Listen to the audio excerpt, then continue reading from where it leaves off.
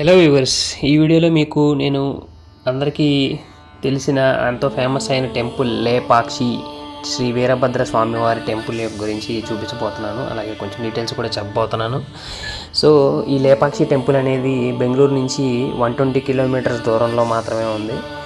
So మనం bike మీద కానీ కార్ కానీ జస్ట్ ఈజీగా హాఫ్ డే ట్రిప్లో కూడా మనం వెళ్ళి చేయొచ్చు అనమాట.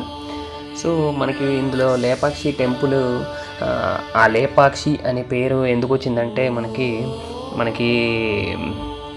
రాముడు సీతని రావణుడు అపహరించినప్పుడు ఆ జటాయు అనే చెప్పే ఒక పక్షి అనేది రావణుడు వెనకాల పడుతుంది అనమాట. అప్పుడు రావణుడు తన యొక్క ఆయుధంతో ఆ పక్షి యొక్క ఒక రెక్కని కోసేస్తాడనమాట. అప్పుడు అది కింద పడిపోతుంది, గాయంతో కింద పడిపోతుంది. రాముడు ఆ స్థలానికి తర్వాత వచ్చి చూడగా అది గాయపడిన పక్షిని లే పక్షి అని చెప్పేసి అంటాడనమాట. సో ఆ విధంగా ఈ పేరు వచ్చిందని చెప్పేసి అంటారనమాట. సో లేపాక్షి అని చెప్పేసి అలా వచ్చిందని చెప్పేసి చరిత్ర అలా చెప్తారనమాట. సో ఇది మెయిన్గా మనకి ఇంకా దీంట్లో మిస్టీరియస్ కొంచెం చాలా ఉన్నాయన్నమాట.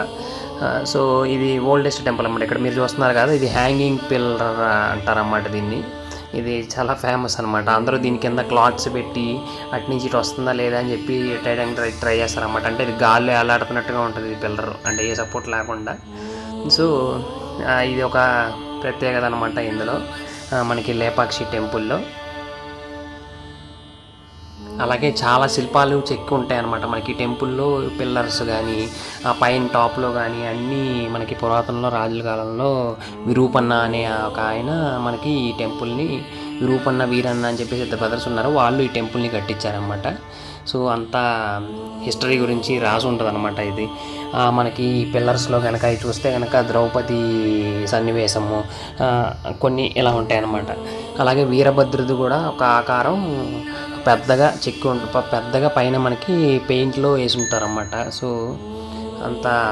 ఇదంతా 1530 ఆ టైంలో చేసిన ఇదన్నమాట. ఇప్పుడు మీరు చూసారు కదా, రకరకాలుగా మనకి ఆకారాలు అనేవి చెక్కడం మనం చూడొచ్చు ఇందులో.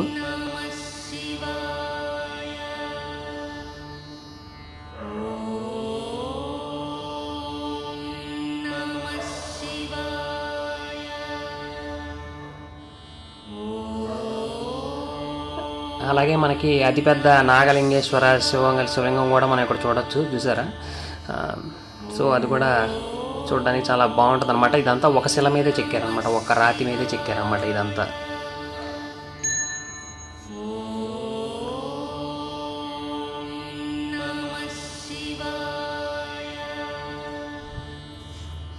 ఇది అన్నిటిలో కల్లా ఒక అతిపెద్ద నాగలింగేశ్వర లింగం కూడా చెప్పుకోవచ్చు అనమాట మనకి ఇది భారతదేశంలోనే. సరే, అలాగే ఇంకొక వైపు చూస్తే ఇక్కడ మనకు వినాయకుడిని కూడా ఒక రాతి మీద చెక్కారు ఇదంతా. ఇక్కడ చూస్తే కనుక ఏనుగు, సాలీడు, మంకీ వచ్చేసి శివుణ్ణి పూజిస్తున్నట్టుగా మనం చూడొచ్చు ఆ శిల్పాల్లో.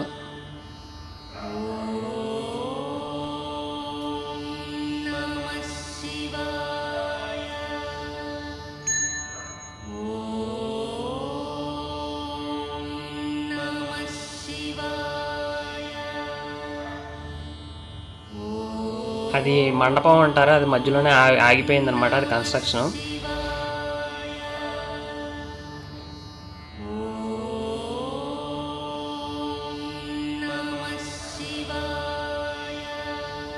సో ఈ విరూపన్న అనే అతను రాజుకు తెలియకుండా రాజు ట్రెజర్లో నుంచి ఈ టెంపుల్ అనేది బుల్ చేశాడనమాట. అప్పుడు రాజు ఏం చేశాడంటే శిక్షిస్తాడని చెప్పేసి తెలిసి విరూపన్న అనే అతనే తన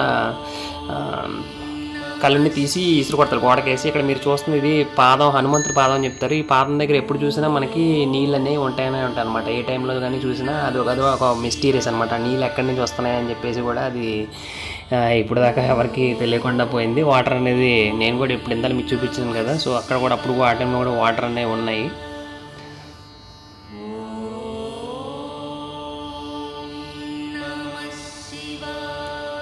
అలాగే మనకి ఆలయం ఈ లేపాక్షి ఇది ఉంది కదా, ఇప్పుడు శ్రీ వీరభద్ర స్వామి వారి టెంపుల్.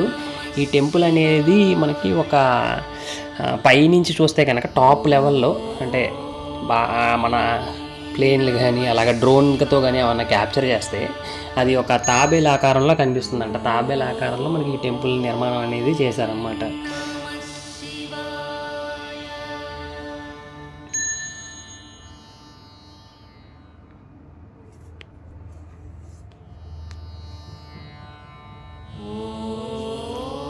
సో ఇదంతా మనకి టెంపుల్ చుట్టుపక్కల గార్డెనింగ్ లాగా పెట్టారన్నమాట. టెంపుల్ అయితే చాలా విశాలంగా చాలా ఫ్రీగా ఉంటాయి అన్నమాట. మనకి టాయిలెట్స్ కానీ ఆ ఫెసిలిటీస్ కూడా ఉంటాయి. ఇదంతా టెంపుల్కి బయట రైట్ సైడ్ అనమాట ఇదంతా. ఇలాగే టెంపుల్కి సంబంధించిన కొంచెం హిస్టరీ అనేది మనం ఇక్కడ బయట వాళ్ళు పెట్టారు.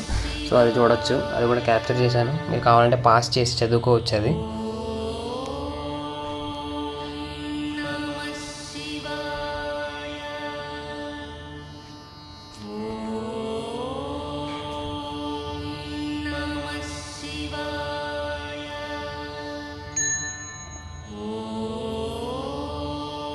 ఇదంతా కూడా టెంపుల్ బ్యాక్ సైడ్ అనమాట మనకి.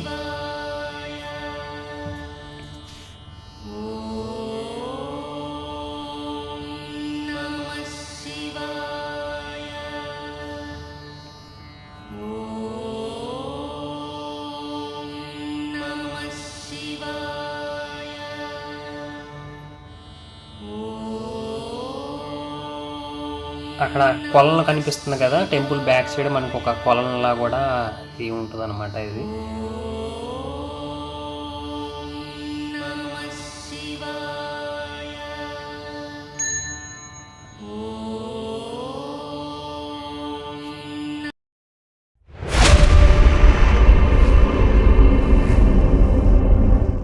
అలాగే ఇది వచ్చేసి జటాయు థీమ్ పార్క్ అనమాట. మనకి లేపాక్షి టెంపుల్ శ్రీ వీరభద్ర స్వామి టెంపుల్కి దగ్గరలోనే పక్కనే ఉంటుంది అనమాట. జస్ట్ ఒక 500 మీటర్స్ 400 మీటర్స్ పక్కనే ఉంటుంది మనకి, టెంపుల్ నుంచి కనిపిస్తుంది.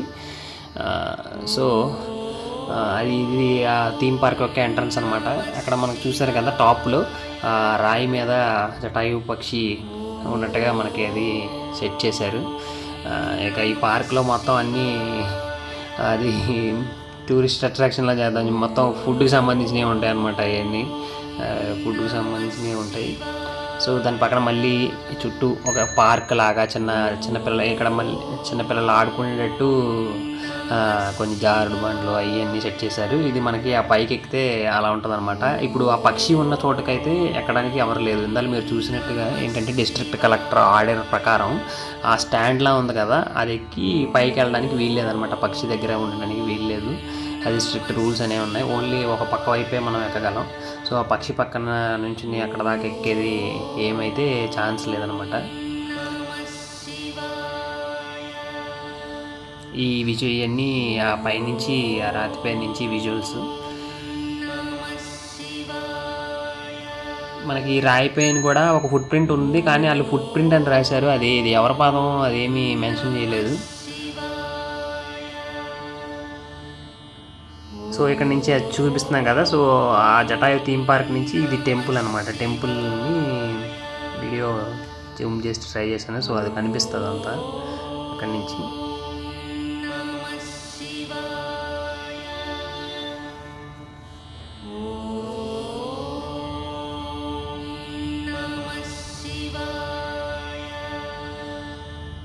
అలాగే ప్రపంచంలోనే ఒక శిల మీద చెక్కిన అతిపెద్ద నందిగా మనకి లేపాక్షిలో మనకు ఉంటుంది అనమాట. అక్కడ చూస్తున్నారు కదా, సో ఒకే రాతి మీద ఈ నంది మొత్తాన్ని చాలా చక్కగా చెక్కారనమాట.